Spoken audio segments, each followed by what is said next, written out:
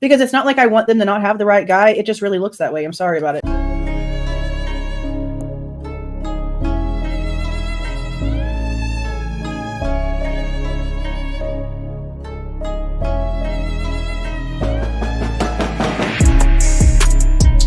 Everything stated in this video is my opinion and my opinion only. And just like everything else in these cases we discuss here on this channel, everything is alleged.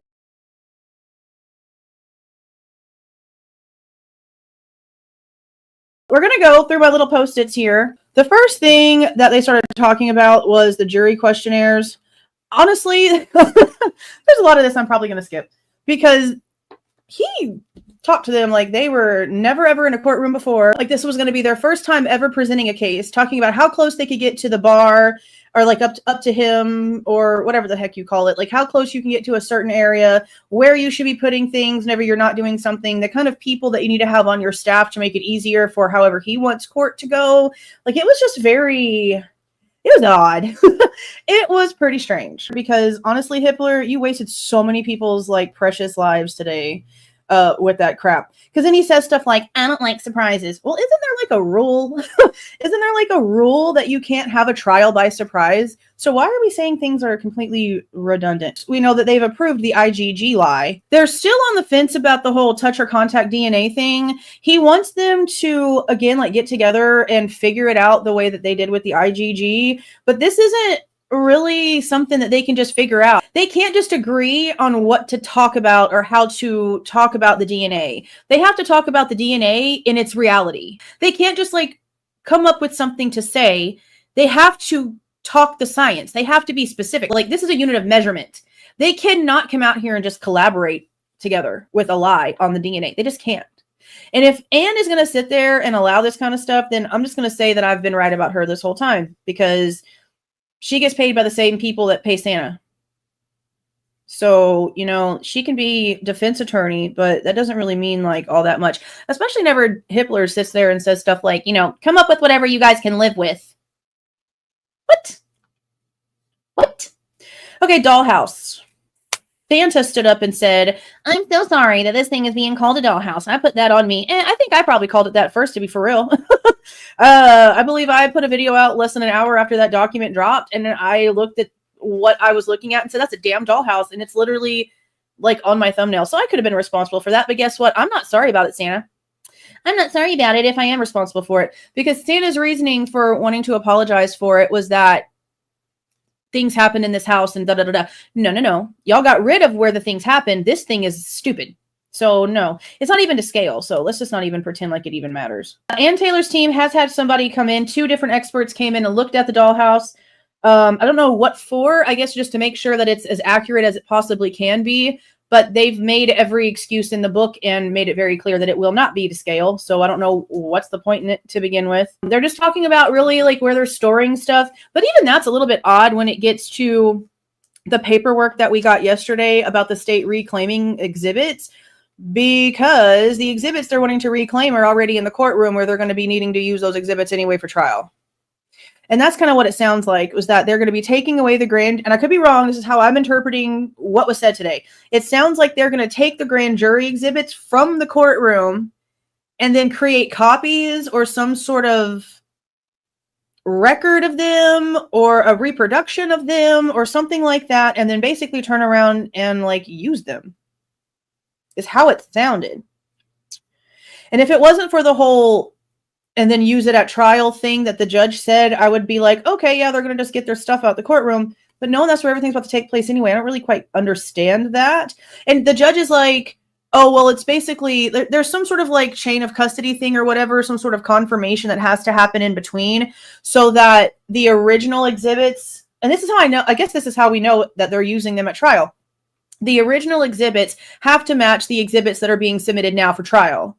So why does the state need to reclaim them if they're already where they need to be for trial? I guess I'm just not understanding the extra. I'm really curious as to what this was about specifically. Because he says to them, for your own sake, get everything that you agree on in writing. So I'm wondering if here recently that was an actual situation, that something maybe that was agreed upon by both of the parties, maybe one of the parties is now coming back and trying to backtrack, and there's no actual proof of the original agreement.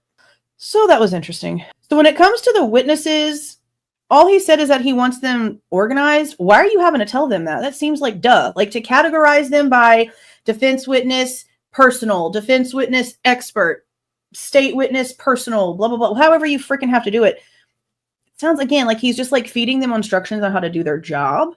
Just how to do their job. Doesn't really make a lot of sense. What was insufficient? I don't even remember what the hell I wrote that freaking there for. So when it comes to the alternate perpetrators, this is where I got really aggravated with Ann Taylor, because she's had a while.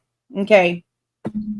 She's had a while. She also has had a while, not just to work on this case with 3 investigators and blah, blah, blah, whatever she's trying to say, but she's also had a huge amount of time from whenever all those motions back at like the end of January, early February-ish, maybe mid-February. She's had months. Doesn't even matter. She's had freaking months, okay? She didn't produce anything worth a shit. She just basically gave them a story on a piece of paper with no physical evidence, no anything to back up her claims, which is the exact same thing that she's trying to state that the state's doing to her client. I've never really been too happy with Ann Taylor. I don't think she's that great of a damn defense attorney, okay? I just don't. I really wasn't too sure in the beginning, and I kind of felt like she's trying. I feel like she's trying, but she doesn't know how to argue. Eliza Massoth, I feel, is a better attorney than Ann Taylor. And that just, it is what it is. That's how I feel about it. So if she doesn't step it up, I don't feel like this trial is going to go anywhere, because it's really hard for her to get her point across, and she doesn't say things when she should say things. She doesn't step in when she should step in, and she also agrees with the state on a lot of things that she probably shouldn't.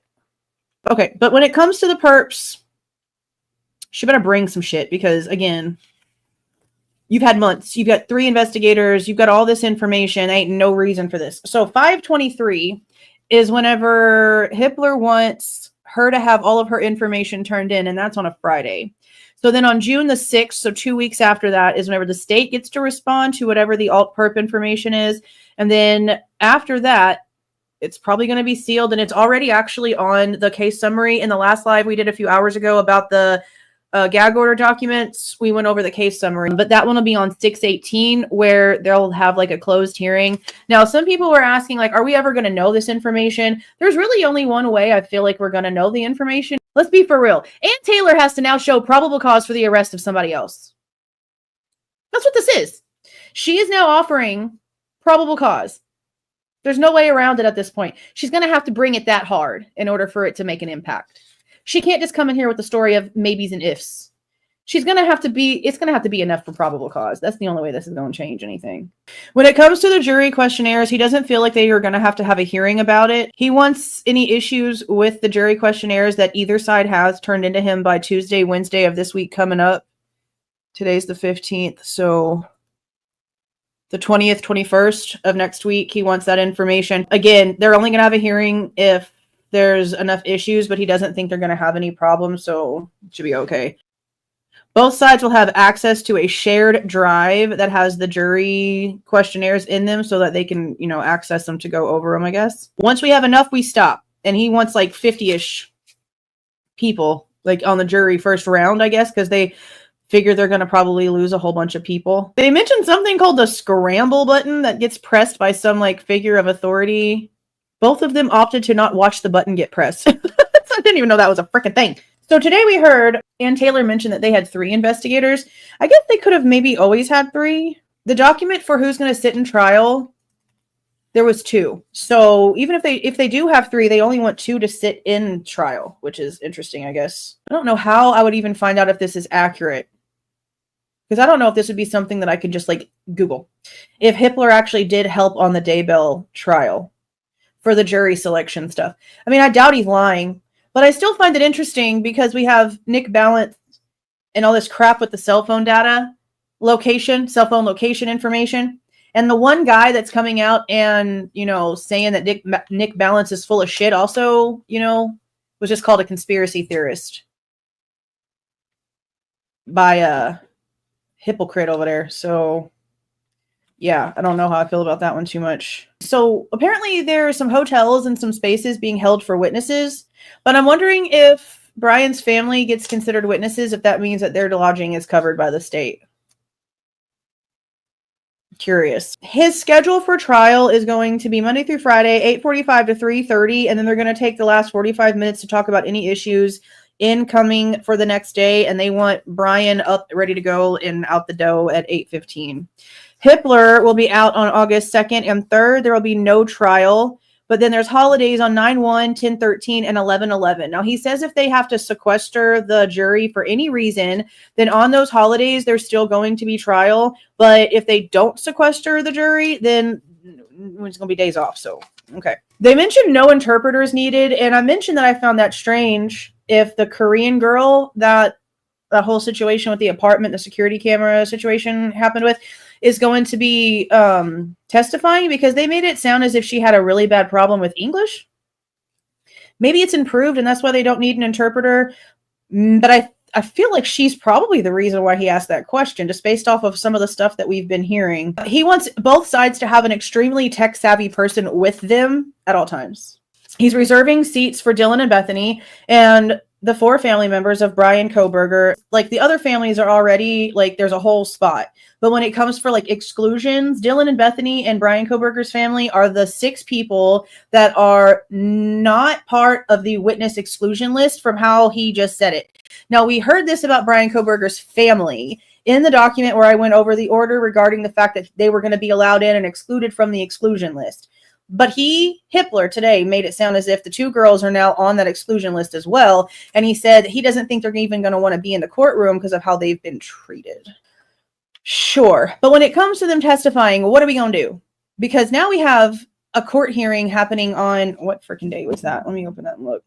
And it's about what to do with the victims. And we figured out today why he keeps calling them that, because they're not victims of the situation that we're at court for. That's a lie. Technically they are, but the big one, the homicide, no. And Hippler made that clear today. So whenever he's calling Dylan and Bethany victims in the case, technically it's because of the burglary charge. So if you look at it that way, then I guess I understand why he says that. Okay, so the case summary says that there is a hearing on 5/21 regarding the role of the victims. So that depends on that's like for what they end up doing. For what they end up doing on the stand. And that's interesting, because they're already acting like they're probably not going to put their faces on the camera. So that's a problem, because you can't tell really if somebody's lying if you can't see their eyes, if you can't see their face, their mannerisms, the way their mouth might twitch if they're lying, or maybe their eye does something crazy, or maybe they, touch something, or a tell. You can't see their tells. And he's totally okay with that. But if it comes to an undercover cop who's literally like deep substance undercover in a high profile case, and if his cover gets blown, something could happen to him and his whole family, because that happens, and Hippler doesn't care. He would rather have their lives put in jeopardy than put Dylan and Bethany's face on the camera. I just don't get that logic. If they weren't covert for this case, there's no reason to hide their faces. But if they are currently covert in an undercover case where they could literally be ixnayed the second that they show up somewhere, what's the issue? I feel like that's some ass backwards boo-boo. I feel like making sure that the cops don't get, KIA. We probably should just be more wary of things like that, I'm just saying. We did hear today that Ann Taylor does try to talk to Bryan Kohberger's family a lot. She literally said that whenever they were talking about the seating for his family, she's also requesting an additional person. She said something about media, but I don't really think that's what she meant. I think she meant a liaison, because they're not from the area. She's not going to be able to do much with them because she's going to be doing the trial stuff, and they probably do need somebody to support them around. So they're requesting that too. And that's whenever we heard that she does try to talk to them quite often. 45 minutes for lunch every day. Be realistic. Don't call everyone on your list. Don't waste the court time. And make sure that whenever you talk about the witnesses, you have your exhibits ready. He's basically telling them literally how to handle something that they've pretty much been doing for years now. So this is where I wrote down this dude's just a freaking bully. All he does is threaten everybody. He's always if you don't do it this way, then you're not going to like what I do about it. That's not how you're supposed to behave. Broski, you're like twice my age. Can you be like an adult? I don't even like understand. This is where I wrote that he's instructing them like kids and that this is annoying AF. Yeah, he just didn't ever shut up. I ranted for 2 minutes. I'm about to rant again. Some of y'all that were there already know what's coming. They just said that for this quadruple homicide case, this capital case, this death penalty case, this firing squad case, that these people could remote testify if they couldn't make it.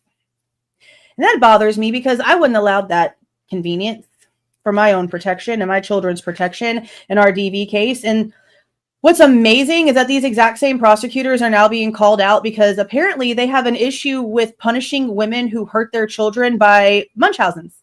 There's a whole article out there and an interview with this prosecutor who used to work in this county, and he's had enough. Now he's out here talking.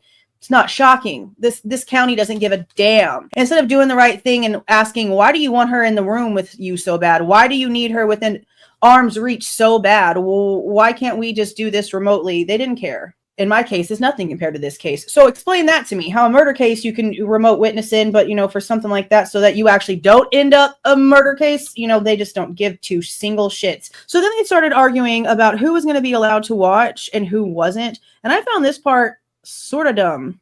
This is going to be public. So how are you supposed to stop people from watching it if it's public streaming? I mean, I guess you can tell them, hey, you can't watch it, but unless you're watching them not watching it, how do you know they're not watching it? And that's about like the phases, because Ann Taylor was like, okay, but if there's somebody that's supposed to be involved in the possible penalty phase, even though we don't know until there's a verdict if there is a penalty phase, what does that do for that person or those people when it comes to the first phase of what's figuring things out? Because apparently it's a problem. And so they're going to have to figure that out. I think that's just ignorant. I don't really quite understand that. But then we hear a dog. Then we hear a dog barking. And I made a comment and I said, why haven't they or did they put Murphy and Bryan in a room together? Because if he just acts like a normal dog around a stranger, lets Bryan call him, here boy, and tries to get his attention, stuff like that. And he just tail wags and walks right up to Bryan. Well, broski, that's probably not your dude. Probably not your guy. So I'm really wondering if they've even tried that. Have they tried that at all? Have they tried to call Jack and be like, hey, bring the dog down? We got to see something. I'm pretty sure that if they would have done it, they would have done it towards the very beginning. But I'm really curious. I would love to see if that's ever been done, or if it hasn't been done. I wonder if Ann Taylor could request it for trial. Let the dog be the final witness and see how he reacts to Bryan Kohberger. Because regardless of whatever the hell people think might have happened, that dog, regardless of if he even put his eyes on this person that would have been involved, that scent would trigger something in that animal. So I'm really curious. Yeah, they're going back and forth with some sort of authentication records, which why it's even being submitted as trial evidence if it's having issues being authenticated in the first place, I don't really quite understand that. Display of a weapon. That bothered me because we've been being told this whole time they never found whatever weapon would go in the sheath, which according to them is a K-bar. Now we know that whenever they arrested Bryan Kohberger, there were several weapons taken from his house. A knife is the number one item on the inventory report from his parents. But even after this, they've claimed over and over and over, they never found the weapon. They've claimed it for a long time. Now, there's been a long time with a gag order to where no new information has come out, but they were saying that up until the gag order. So I think that's still a few months after Bryan was arrested and all the inventory and everything was already taken in. So a lot of people thought that it could be the knife because it's just a knife. There's no sheath. And we got a sheath over here, but no knife. But no, even after this, they still came out and said, we've never found it. That could have changed since then, but up until that point, they hadn't found it. What I think it could be, if they actually have not found it, then maybe it's a possibility they bought one off of Amazon with the actual logo, and they're just going to have it in there as a display for an example. That makes a lot of sense. And that's why he wants a display case, and he wants to know when it's coming in and out, because he wants a security guard either accompanying the person or being the person who carries it around, something like that. But he mentioned that for both a pew pew and a knife. we're just going to see how that plays out, because I don't even understand what the hell's really going on anymore. This case is insane. Okay, jury instructions. This one is one of the ones that drives me crazy because I see stuff like this a lot in the criminal world. And I don't understand how they just don't understand how human brains work at this point. You can't unring the bell. Once you hear something, you can't unhear something. Just like in any situation when it comes to court, if a witness is on the stand and all of a sudden they willy-nilly say something crazy that you weren't expecting, and then you have to object to that witness and that willy-nilly stuff that you weren't expecting, and then the judge looks over to the jury and is like, forget you heard that. They're not going to forget they heard that. They're not going to forget they heard that. Just like with the apartment search warrants in Pullman with Dawn Daniels and how she told them all about the IgG and blah, blah, blah, blah, blah. But then at the very end, oh, remember what I said. You got to forget I said that. No. So he basically said that the instructions are going to be put together in a way that it's supposed to make this make sense, but I don't really quite understand how this is supposed to make this make any more sense. Because like I said, you can't unring that bell. So they have to bring in jurors that are death penalty eligible, meaning they will vote for it. They will do it if need be. But you also have to make sure that they have the cognitive ability to decompartmentalize everything and not consider the fact that death is this person's punishment while they're trying to figure out if that person is innocent or not. I don't see how that's possible. I really just don't. If Bryan is found guilty, the penalty phase will begin the very next business day. So if it's Friday that something ends up happening, they'll have the weekend for whatever. But if it happens on Tuesday, will come Wednesday. That's what they're doing. They want the both sides to get together and discuss the punishment for the burglary charge if he's found guilty. They basically, whatever the punishment is on the, put it on the table. Which, I mean, I know they did it with Alex Murdaugh. There's all these different charges and stuff. And we always hear the additional charges continue on. But once somebody's in there for life or on death row, doesn't it kind of seem just redundant? It seems like a waste of taxpayer dollars to go in there and sentence the guy to 5 more years for burglary whenever he's got the DP. You know what I mean? It just seems really dumb. Okay, and then that's where we got into the gag order information and about how he had already created a stay order, I think he called it. No, that's not what he called it. A retention of records order for the state already, but he wanted to expand it over to the defense side, and that's whenever we went over them. And like I said, he definitely put all of the responsibility on the state for this leak. All of it. He didn't give none of it to the defense. He didn't even try to play like they did anything wrong. No, the state did it. Somebody in the prosecution's office did this, or somebody in law enforcement did this, but somebody over on that side, y'all did this. So that was interesting. I think that maybe that's why he was maybe a little bit nicer to them today.